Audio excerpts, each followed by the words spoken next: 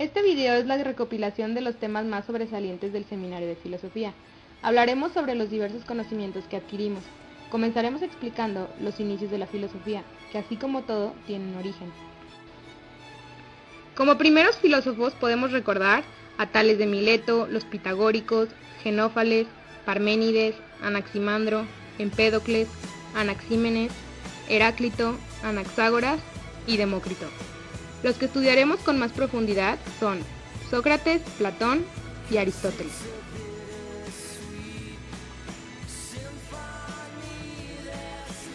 Sócrates fue el maestro de Platón. Fue juzgado a pena de muerte por no reconocer a los dioses atenienses y corromper a la juventud. Como castigo de esto, murió tomando la cicuta, antes de contradecir sus conocimientos e ideales.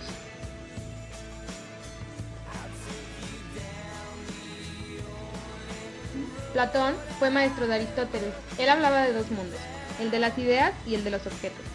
Para esto debemos entender el mito de la caverna, que dice que todos los humanos estamos cegados en una cueva y no logramos ver la luz del sol, que en este caso representa el mundo de las ideas, el mundo perfecto, el correcto, donde la razón manda. La cueva sería el de los objetos, el irreal, el material, el que encierra el alma y no nos permite conocer la realidad. Solo escapando de la caverna podremos ver la luz del sol y solo así mandará la razón.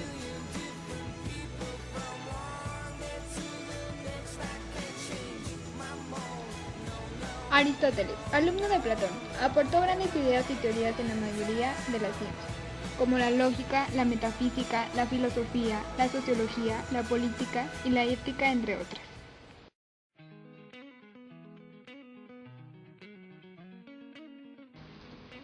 Otra contribución al origen de la filosofía fueron los mitos, ya que la gente comenzaba a preguntarse el origen de las cosas, como el sol o la lluvia.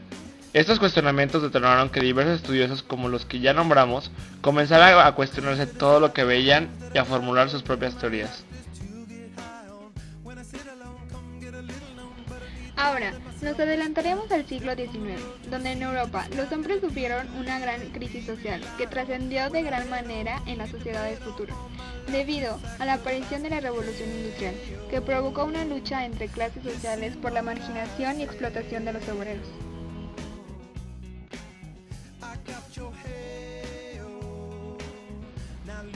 El contemporáneo Carlos Marx estudió estos fenómenos y escribió la obra El Capital, con la que contribuyó al desarrollo filosófico y social de la época. Introdujo el concepto de la ideología, analizándola y explicándola como una falsa conciencia, que permitía el dominio de un grupo sobre el otro.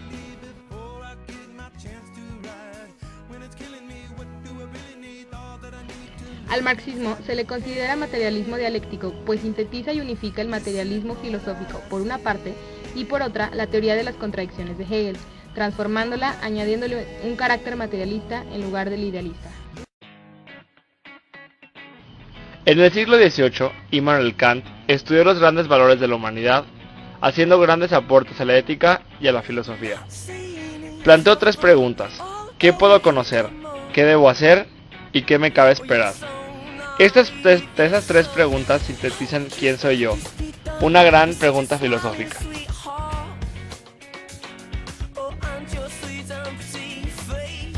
Además, Kant consideró que la metafísica es imposible como ciencia, pero irrenunciable como inquietud humana. Ahora llegamos a la corriente filosófica positivista, que tuvo grandes repercusiones principalmente en América Latina en el siglo XIX. Su principal precursor fue Augusto Comte.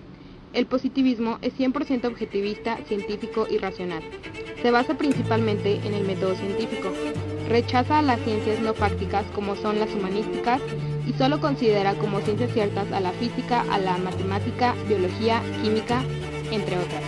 En nuestra opinión, no le encontramos mucho sentido a esta corriente, ya que se nos hace una forma de pensar muy cerrada e ineficaz para el mundo actual, ya que sin las ciencias humanistas no se podría llevar a cabo el desarrollo de la humanidad y muchas de las cosas de hoy en día no tendrían sentido ni manera de explicarse.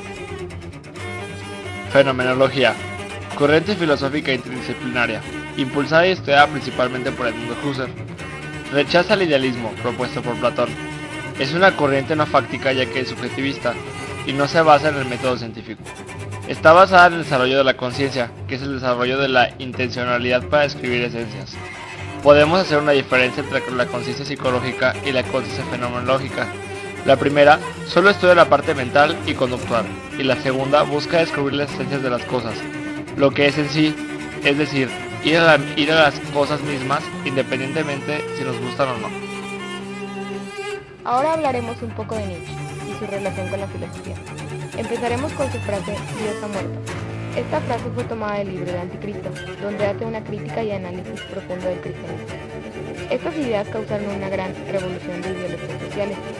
En su obra Nietzsche habla de lo bueno como la voluntad de poder, la libertad, la fuerza, y habla de lo malo como la piedad, la compasión, el ascetismo, los miedos, la opresión, la manipulación.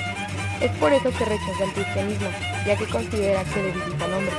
Para Nietzsche existe un ideal de hombre, llamado por él el superhombre, que es aquel capaz de ejercer su voluntad de poder y su libertad de tomar decisiones. Uno de los seguidores de Nietzsche fue Freud, que se dedicó a estudiar el inconsciente. Esto trajo una gran revolución a lo conocido como conciencia.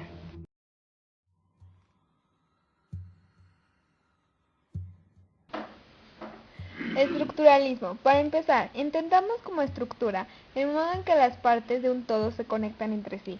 Lo importante no es analizar con cuántas partes se compone un todo, sino la manera en cómo estas partes se relacionan y cómo se necesitan unas de otras para que la estructura pueda funcionar. Así es como podemos entender a la sociedad. Los principales precursores fueron Levi Strauss y Michel Foucault. Foucault formuló, criticó y abrió perspectivas diferentes. Crítico de las verdades y la subjetividad, abrió nuevas perspectivas para entender la sexualidad y el poder. Rompió con los tabús sobre la sexualidad, criticaba a la sociedad por la manera en cómo veía la sexualidad. Además, llegó a la conclusión que el hombre no puede prescindir del poder, es decir, el hombre siempre necesita del poder. Estableció 3 etapas de la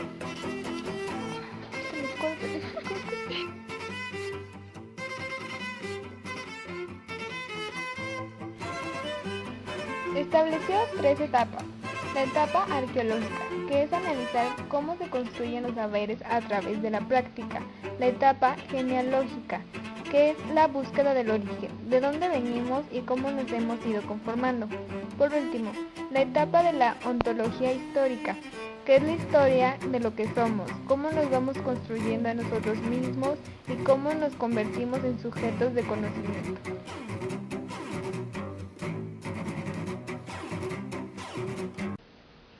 La Escuela de Frankfurt fue fundada en Frankfurt, Alemania, en 1923 y surge ante la necesidad de desarrollar una conciencia social. Es una corriente extremadamente analítica y crítica. Enfrenta la teoría crítica contra la racionalidad instrumental, que es el preguntarse para qué de todo. Estudia el por qué nos relacionamos como nos relacionamos, el por qué actuamos como actuamos, por qué somos sometidos por regímenes políticos, por qué creemos en lo que creemos. Sus principales precursores fueron su fundador Max Horkheimer, Walter Benjamin, Adorno y Marcuse. Esta corriente tuvo un gran impacto a nivel mundial y hasta ahora lo sigue teniendo.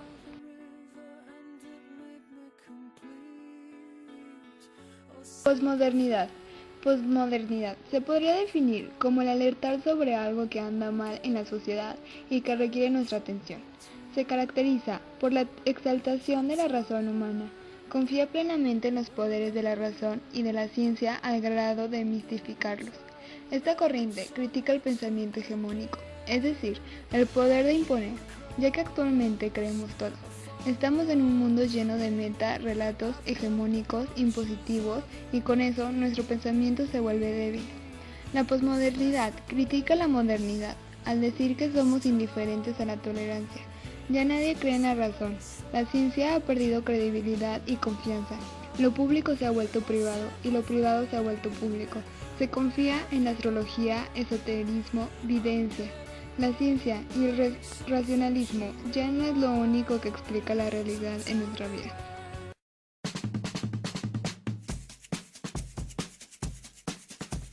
Ahora hablaremos de la filosofía latinoamericana. La filosofía latinoamericana propone actuar conforme al cuidado existencial, que es abrir todas las posibilidades para que el otro se abra.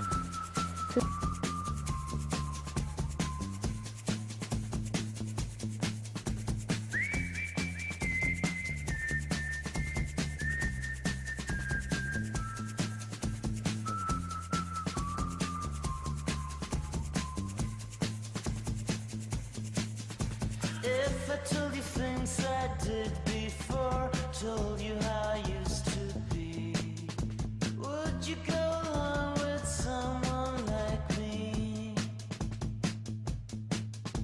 If you knew my story word for word, had all of my history, would you go on?